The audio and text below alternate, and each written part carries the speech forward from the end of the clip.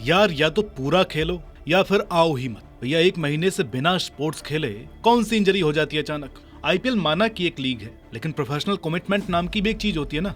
ये तो चलो बीच आईपीएल में आएंगे, लेकिन उनका क्या, जिनको अचानक से याद आता है कि अरे आईपीएल नहीं यार, देश पहले है, तो खुद को रजिस्टर क्यों करवाते हो। वो तुम्हारी फ्रेंचाइजी वाले पागल हैं जो टीम का एक कॉम्बो लेकर के चलते हैं ऑक्शन में और फिर तुमको खरीदते हैं, और तुमको 2 दिन पहले याद आता है कि तुमको आईपीएल नहीं खेलना है क्योंकि तुमको टेस्ट में अच्छा करना है। ओहो, 1 हफ्ता हुआ नहीं आईपीएल को, इधर उधर की खबरें बाहर आने लगी है, फ्रेंचाइजी के अंदर के लफड़े चल रहे हैं। अब ये तो शुक्र मनाओ कि मैचेज अच्छे से निपट रहे हैं, अच्छा कंपटीशन देखने को मिल रहा है। वहाँ पड़ोस में 7 दिन नहीं हुए हैं, 70 कंट्रोवर्सी पहले ही खड़ी हो चुकी है। लाल ball, pink ball, tempered ball, सब कुछ हो रखा है। आप यकीन नहीं करेंगे भाई, वहाँ बारिश भी अपने आप में कंट्रोवर्सी का हिस्सा बन गई है। अब आप कहेंगे कि अनुराग भाई आईपीएल के फूके हुए कारतूसों पर वीडियो बना, तो भाई कमेंट में जाओ, लिंक पर क्लिक करो और देखो ये वीडियो और मजे लो।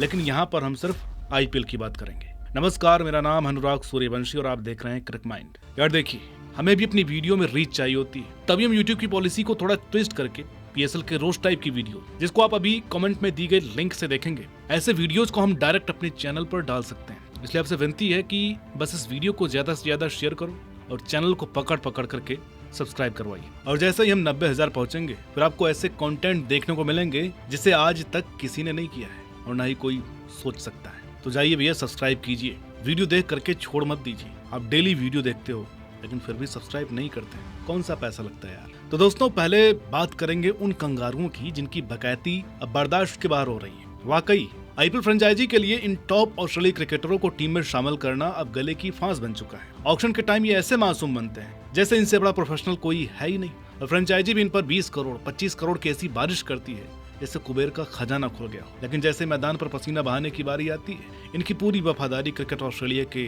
टेस्ट शेड्यूल की गुलाम बन जाती है। और ये इंजरी वाला ड्रामा, भाई ये शायद आपको कोई नहीं बताएगा कि हेजलवुड, कमिंस और स्टार्क को ऐसी कोई हड्डी तोड़ने वाली चोट नहीं थी कि आईपीएल के शुरुआती मैचों को मिस कर दें। ये तो बस एक बहाना है। असली खेल तो ये है कि 2027 में इन्हें इंडिया में 5 टेस्ट खेलने हैं, इंग्लैंड के खिलाफ 150वीं सालगिरह वाला मैच खेलना है और फिर साउथ अफ्रीका में अपना वर्ल्ड कप भी बचाना है। तो लोगों ने आईपीएल को प्रोफेशनल कमिटमेंट नहीं, बल्कि अपनी थकान मिटाने और वर्कलोड मैनेज करने की एक खिड़की समझ लिया है। मतलब माल पूरा चाहिए पर काम अपनी मर्जी से करेंगे भाई। अब भाई अगर आप करोड़ों लेकर घर पर सोफे तोड़ेंगे तो डांट तो पड़ेगी।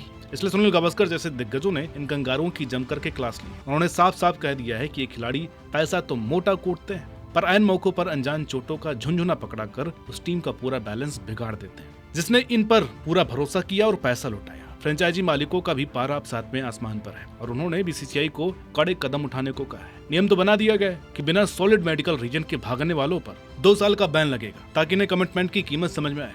लेकिन सच तो ये है कि इन प्लेयर्स को रत्ती भर भी फर्क नहीं पड़ रहा है, और इनमें सबसे बड़ा नाम तो इंग्लिश खिलाड़ियों का है। अगर ऑस्ट्रेलिया वाले थकान के नाम पर बचते हैं तो इंग्लैंड वालों पर तो धोखाधड़ी का ठप्पा लग चुका है। इस साल बेन डकैट ने भी इस काली लिस्ट में अपना नाम दर्ज करा लिया है। 2026 सीजन शुरू होने से सिर्फ 4 दिन पहले, जी हाँ सिर्फ 4 दिन पहले, डकैट ने दिल्ली कैपिटल्स को तगड़ा चूना लगा दिया। 2 करोड़ में बिकने के बाद भाई साहब कहते हैं कि एशेज में पिटने के बाद उन्हें अपने दिमाग और शरीर को रिचार्ज करना है। आईपीएल छोड़कर अपनी काउंटी टीम नॉटिंघमशायर के लिए खेलने के उनके इस फैसले ने इंडियन एक्सपर्ट्स का खून खौला दिया है। अब इसलिए प्रोफेशनल कमिटमेंट की धज्जियां उड़ाना नहीं तो और क्या कहेंगे। और सुनिए, डकैट का रिकॉर्ड तो पहले से ही खराब है। एशेज टूर पर ये भाई साहब नशे में धुत होकर टीम की बदनामी करा चुके हैं। गावस्कर जी ने तो सही कहा है कि 2 साल का बैन कम है, इनके ऊपर ऐसी तगड़ी पेनल्टी लगनी चाहिए कि अगली बार नाम वापस लेने से पहले इनकी रूह कांप जाए। इंग्लिश खिलाड़ियों ने तो जैसे कसम खा रखी है कि आईपीएल को मजाक बना करके छोड़ेंगे। हैरी ब्रूक ने दिल्ली कैपिटल्स की नाक में दम कर रखा था 2024 में दादी की मौत पर गम में शरीक होना,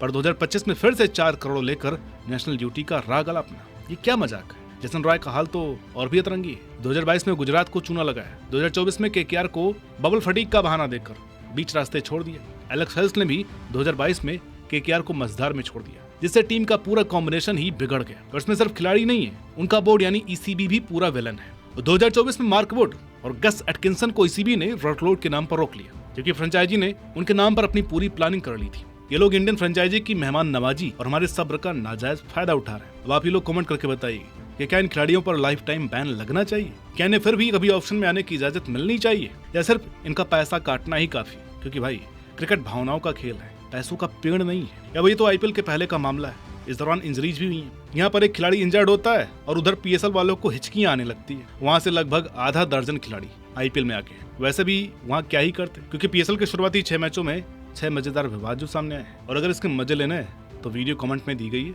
जाकर के देख के आइए। आईपीएल का भी एक हफ्ता भी पूरा नहीं हुआ है कि एलएसजी जैसी टीम में फिर से अंदरूनी कलह की खबरें सामने आने लगी। पहले मैच में दिल्ली से हारने के बाद गोयनका जी ने इस बार जस्टिन लैंगर और उनके स्टाफ की तरफ तोप रुख कर दिया है। गोयनका जी इस फैसले से हैरान नहीं थे कि पंत ओपन क्यों करने गए, पर उनका गुस्सा इस बात से था कि निकोलस पूरन को उनके स्पॉट पर बैटिंग क्यों नहीं मिली। उन्होंने बैटिंग कोच की भी बत्ती बना दी। भाई थोड़ा संभल जाओ, रुक जाओ मालिक साहब, अभी एक ही मैच हुआ है और इस बार आपकी टीम थोड़ा सेटल्ड नजर आ रही है। 4 से 5 मैच होने दीजिए, फिर आप कोचिंग स्टाफ का गला चाहिए तो पकड़ लीजिएगा। अगर उनसे बहस करनी है तो ड्रेसिंग रूम में जाकर करो भाई।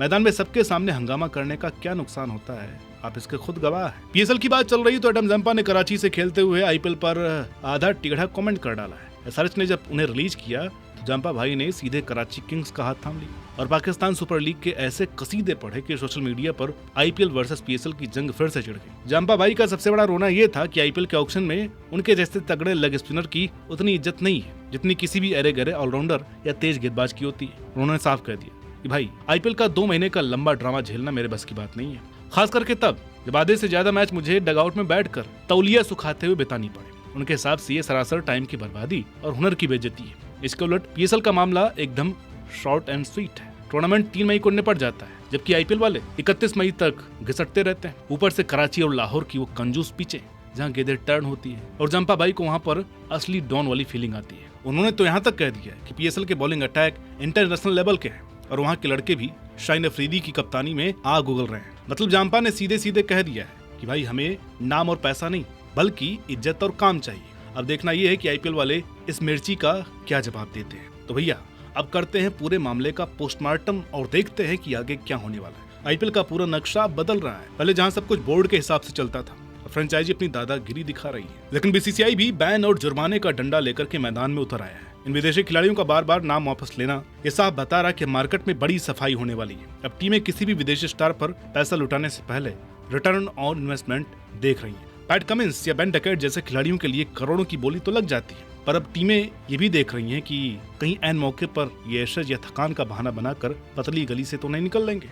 ये 2 सालों वाला बैन का जो नियम आया है, ये सीधा सीधा उन खिलाड़ियों को बाहर करने का तरीका है जो आईपीएल को सिर्फ एक साइड बिजनेस समझते हैं। भले ही आईपीएल पैसों का समंदर है, पर एडम जंपा का पीएसएल की तरफ जाना एक बड़ा इशारा है। उन स्पेशलिस्ट खिलाड़ियों को लगने लगा है कि आईपीएल सिर्फ बल्लेबाजों का तमाशा है और यहाँ का लंबा शेड्यूल उनके करियर के लिए ठीक नहीं है। अगर और भी बड़े गेंदबाजों को लगा कि पीएसएल में उन्हें बेहतर इज्जत और बॉलिंग वाली पिचें मिल रही हैं, तो आईपीएल को अपने पिच बनाने के तरीके और कैलेंडर पर फिर से सोचना पड़ेगा। 2026 का ये 19वां सीजन आईपीएल इतिहास का सबसे सख्त सीजन होने जा रहा है। जो ये बोलते हैं कि आईपीएल 3 महीने का होता है, बोरिंग होता है, खिलाड़ियों पर प्रेशर ज्यादा होता है और वो थक जाते हैं, तो पहली बात तो ये कि आईपीएल 3 महीने का नहीं बल्कि 2 से 2.5 महीने का होता है मैक्सिमम। प्लेयर्स को इस बात का पैसा मिलता है, उन्हें अच्छा एनवायरनमेंट दिया जाता है, सब कुछ प्रोवाइड कराया जाता है ताकि वो 14-15 मैच आराम से खेल सकें और खिलाड़ी भी इस बात को समझते हैं, तभी तो पैसा लेकर के खेल रहे हैं। अगर उनको लगता है कि वो थक जा रहे हैं या नहीं खेल पाते तो इतने लंबे ऑक्शन में नहीं आते ना। थक जाते हैं, मेंटल फडिंग हो जाता है, ये सब एक एक्सक्यूज है जो सुनने में लॉजिकल लगता है लेकिन रियलिटी में आउट ऑफ कॉन्टेक्ट होता है। दरअसल इसकी सबसे बड़ी वजह होती है आपके अंदर अपनी फ्रेंचाइजी को लेकर वो इमोशन नहीं आता जो आपको अपनी टेस्ट क्रिकेट की टीम और अपने देश की T20 लीग की टीम को लेकर के आता है। ऑस्ट्रेलिया और इंग्लैंड के खिलाड़ी आईपीएल को एक हॉलीडे की तरह देखते हैं और आईपीएल मैचेस को क्लब मैचेस की तरह देखते हैं। इसलिए बीसीसीआई, क्रिकेट ऑस्ट्रेलिया और इंग्लैंड बोर्ड को ऑक्शन से पहले ही साफ करना होगा कि कौन सा खिलाड़ी कब तक अवेलेबल रहेगा ताकि आखिरी मिनट वाला एग्जिट बंद हो सके। आपको क्या लगता है कि 2026 का आईपीएल इन बदलावों के साथ और भी कड़क होने वाला है? कमेंट्स में अपनी राय जरूर बताइएगा। और भाई वहीं कुछ खिलाड़ी ऐसे भी हैं जिन्होंने आईपीएल खेलने के लिए अपने बोर्ड से बगावत कर ली। एक ने तो अपने बोर्ड के खिलाफ मुकदमा कर दिया। जानना चाहते हैं इन खिलाड़ियों के बारे में? अगर इस वीडियो पर आपका रिस्पांस अच्छा रहा और कमेंट में आपने इस वीडियो के बारे में डिमांड की तो जल्द ही वो वीडियो लेकर के हम आने वाले हैं। मिलते हैं आपसे अगली वीडियो में, तब तक के लिए नमस्कार।